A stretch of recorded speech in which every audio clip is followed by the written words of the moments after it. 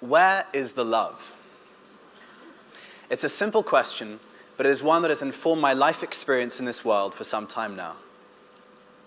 Several years ago, I set the religious status on my Facebook profile as love and the pursuit of truth.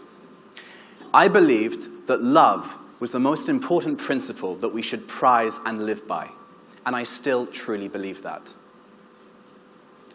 In a powerful homily in late 2013, Pope Francis, describing what he called the globalization of indifference, said the following: "We are accustomed to the suffering of others. It doesn't concern us. It's none of our business. We are a society that has forgotten the experience of weeping, of suffering with." Suffering makes us soulful. And a place like the Gaza Strip in Palestine has real soul. When the blood of children in the Middle East is spilled, it doesn't really bother us. It doesn't really bother us. It doesn't disturb us anymore. In November 2012, while I was in Gaza, there was a war between Israel and Palestinian militant groups. During its 8-day bombing campaign, Israel killed, among others, 35 Palestinian children. All of these deaths were regarded by Israel as collateral damage. And these killings took place within 30 minutes' drive of my apartment in Gaza. The kind of world in which this happens is not the kind of world in which I want to live, or that I want my children to inherit. If I had been related by blood to any of those slain Palestinian children, no military excuse, no geopolitical explanation could quash my grief or rage. I'm often asked the question, what got you interested in Gaza? How did you make the decision to go to Gaza? Why do you still want to go to Gaza? The answer is simple. It's love. And it's true that the most useful asset a person has is not a head full of knowledge, but a heart full of love. And I stand here before you today, yearning to go back to a place in which I was not born and which is not exactly my home: Gaza, Palestine. To many people, it's a conflict zone, a war zone. But to almost 2 million Palestinians, it is home. I vividly remember one time while I was leaving Gaza for Egypt. Unable to hold back the tears, I wept in the taxi to the border. They were tears of grief, of mourning for the loss of life, of attachment to a place that had become my heart's new home. There were also tears of fear for the impending discombobulation of my body leaving the Gaza ghetto for the outside world, with my heart still inside Gaza. Now, I don't believe that everyone in this world has the destiny to love Gaza or its cause, but a lot of people that are touched by its insights do. My love for Gaza started back in 2011. On my mind and on my heart, I once slept the night in Gaza, although physically at home in my bed in Oxford, listening to a live video stream from someone's window somewhere in the Strip. I listened as Israel's Apache helicopters flew over. I heard Israel's helicopters fire. I don't know at what or at whom. I just wanted to be there, to be as involved as I could. And the injustice was becoming personal. I posted online something like, "None of us have a right to rest until this illegal and immoral siege on Gaza is broken." Objectively speaking, one could say the radical in me was speaking out. But subjectively speaking, I must ask, in our modern democracy, should it really be radical to care? Now, most people wouldn't associate the Gaza Strip with love. But I love the beautiful place, its beautiful spirit, its beautiful people. I'm not romanticizing the place, and I'm certainly not the only one who finds the place exceptional on levels that are difficult to describe. The following line is attributed to Palestinian poet Ibrahim Nasrallah. Despite all these years under occupation, we are still beautiful, as if we live over occupation, not under it. Gaza is not just a place or a people or a culture.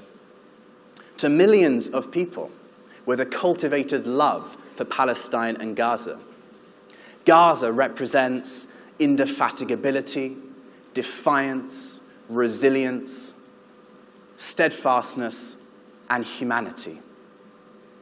Gaza has an insatiable will and appetite for life. As a Palestinian friend of mine in Gaza put it, it's like the phoenix rising from the ashes. At the end of conducting video interviews with Palestinians in Gaza, I've often asked the open-ended question, what is your message to Israel? Or what is your message to the Israeli leadership?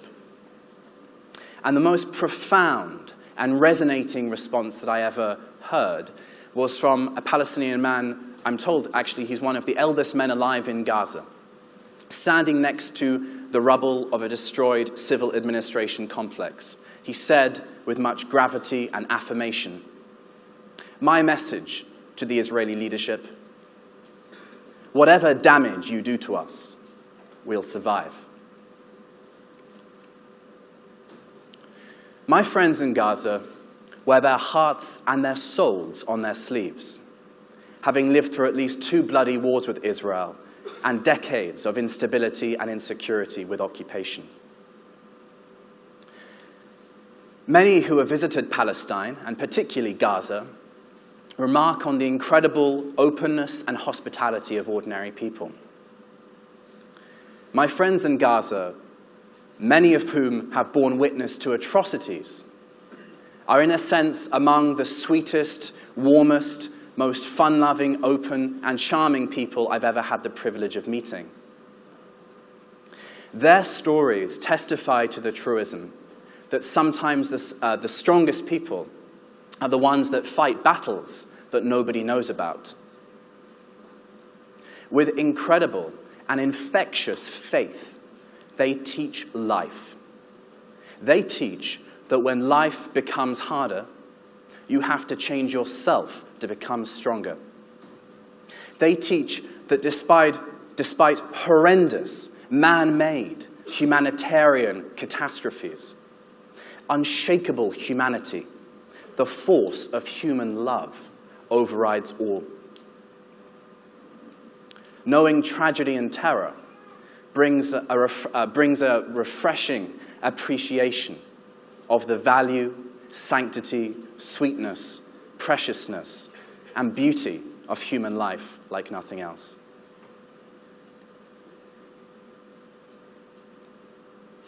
I make my love for Gaza clear to those who follow my work, and it's been heartwarming to see others love my love for Gaza. And in the last 2 years, I've been able to spread this love to thousands around the world. It's been my love jihad for Gaza. And it's been an honor to be part of an ongoing, quite miraculous revolution of viral love for Gaza. A revolution of awareness and dedication to Gaza's cause. It's about promoting a love for human life. It's about highlighting loss and tragedy. And it's about breaking people's hearts until they open.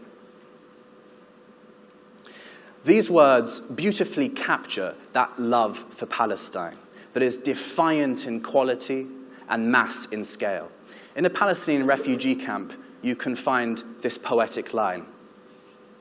"O Palestine, if loving you is a crime, then let history bear witness that I am indeed a criminal for loving you." we're talking about a love for humanity. We're talking about a love for universal human rights, for life, for the sanctity of life. When we love, we feel the pain of loss, of each and every loss. When we love, we resist the enumeration of tragedy by our heads. 3 killed as troops opened fire near the Lebanese border. 6 killed in fresh airstrikes on the Gaza Strip. 18 killed in suicide attacks in Volgograd, Russia. 54 killed in ethnic violence in Guinea. 525 killed in clashes in Cairo, Egypt. The headlines go on and on and on. But when we love, we count tragedy with our hearts, not with our heads. We think of and feel not numbers, but people.